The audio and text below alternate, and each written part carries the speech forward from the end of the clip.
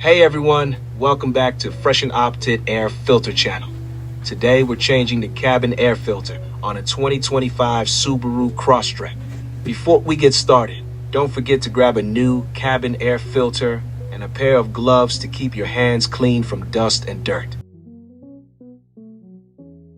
Step 1. Release the damper arm by gently pushing it outward.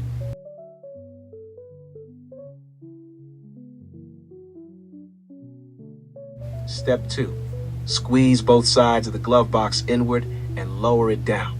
You will now see the cabin air filter housing cover. Open the filter housing cover by squeezing the locking tabs. Pull out the old cabin air filter. OMG, looks like it's definitely time for a replacement. Insert the new Freshen OPT cabin air filter, making sure the airflow direction is correct. Reinstall the filter housing cover and return the glove box to its original position. That's it.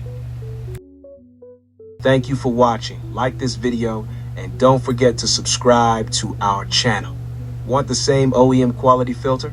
Get it now at freshenup.ca. Members save 10% for Life Plus free surprise kits. Link in description.